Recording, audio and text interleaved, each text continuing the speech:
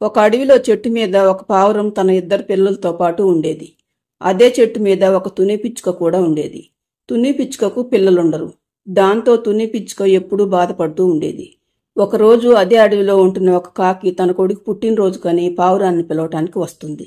కాకి పావురంతో, పావురం మిత్రమా, ఈ రోజు సాయంత్రం నీ పిల్లలిద్దరిని తీసుకుని నా కొడుకు పుట్టినరోజుకు తప్పకుండా రావాలి. అలాగే కాకి మిత్రమా, తప్పకుండా వస్తాను.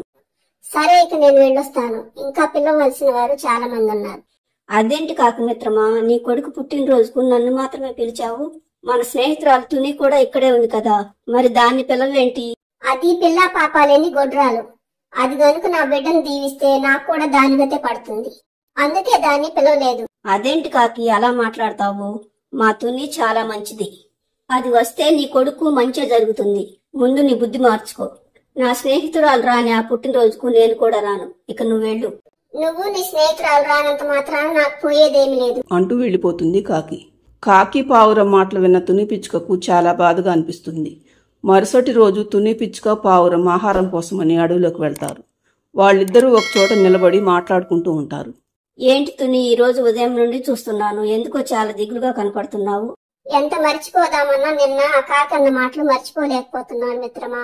అందుకే నా మనసులో ఒక ఆలోచన ఉంది. అది నీతో చెబుదామని అనుకుంటున్నాను. చెప్పమంటావా? నా దగ్గర దాపర్కం ఎందుకు, చెప్పు మిత్రమా. ఏమీ లేదు మిత్రమా, నాకు ఇక పిల్లలు పుడతారన్న ఆశ నాలో చచ్చిపోయింది. అందుకని. ఏంటి మిత్రమా, ఏదో చెప్పబోతూ ఆపేసావేం? చెప్పు మిత్రమా, ఏంటో?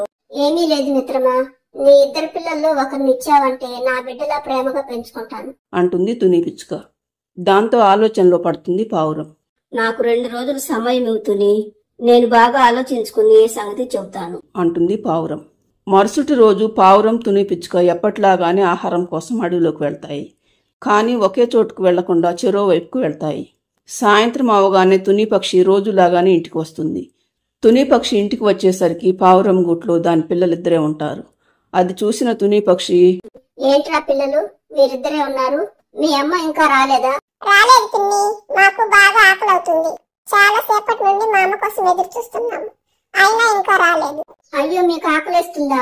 నేను వెళ్ళి మీకు తినడానికి ఏమైనా తీసుకువస్తానుండండి అంటూ తుని పక్షి బయటికి వెళ్లి ఆహారం తీసుకొచ్చి పావురం పిల్లలకు పెడుతుంది. కాసేపటికి చీకటి పడుతుంది. కాని పావురం ఇంటికి రాదు. ఆ రాత్రంతా తుని పక్షి పావురం కోసం ఎదురు చూస్తూనే ఉంటుంది. కాని తెల్లవారినా కాని పావురం మాత్రం ఇంటికి రాదు. దాంతో తుని పక్షికి కంగారుగా అనిపిస్తుంది. కాసేపటికి ఒక జింక పావురాన్ని తన పైన ఎక్కించుకుని చెట్టు దగ్గరకు తీసుకొస్తుంది.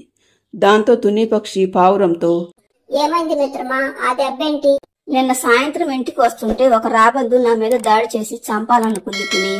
ఆ రాబందు బారి నుండి తప్పించుకుని చెట్ల పొదల్లోకి వెళ్లి నా ప్రాణాలు కాపాడుకున్నాను. కానీ చెట్ల పొదల్లో నా రెక్కలు ఇరుక్కుపోవటంతో బయటకు రాలేకపోయాను. తెల్లవారిన తర్వాత ఈ జింక నన్ను చూసి నేను ఎగరలేకపోతున్నానని తన పైన ఎక్కించుకుని తీసుకువచ్చింది అంటుంది పావురం. అప్పటి నుండి పావురం రెక్కకు దెబ్బ తగలటంతో చెట్టు మీద నుండి కదలలేకపోతుంది. దాంతో పావురానికి దాని పిల్లలకు తుని పక్షి ఆహారం తెచ్చిపెడుతూ ఉండేది. కొన్ని రోజులకు పావురం ఆరోగ్యం మరీ క్షీణిస్తుంది.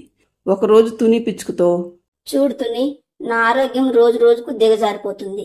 నాకెప్పుడేం జరుగుతుందో తెలియటం లేదు. నువ్వు ఆ రోజు నా పిల్లలిద్దరిలో ఒకరిని ఇవ్వమని అడిగావు. కానీ నాకేదైనా జరగరాని జరిగితే నా పిల్లలిద్దరికి నువ్వే తల్లివి కావాలి. అవుతావా? చా ఊరుకో మిత్రమా, నీకేమీ కాదు. మరి కొద్ది రోజుల్లో నీ పిల్లలతో నువ్వు సంతోషంగా ఉంటావు చూడు అంటుంది తుని పక్షి. కాని ఒకరోజు తెల్లవారి చూసేసరికి పావురం చనిపోయి ఉంటుంది. దాంతో తన ప్రాణ స్నేహితురాలు ఇక లేదని తెలియటంతో గుండె పగిలేంత బాధగా అనిపిస్తుంది తుని పిచ్చుకకు. అప్పటి నుండి తన స్నేహితురాలు కోరిక మేరకు పావురం పిల్లలిద్దరినీ ప్రేమగా పెంచుకుంటుంది తుని పిచ్చుక. ఫ్రెండ్స్, ఈ స్టోరీ నచ్చితే లైక్ చేయండి, ఛానల్ని సబ్స్క్రైబ్ చేసుకోండి.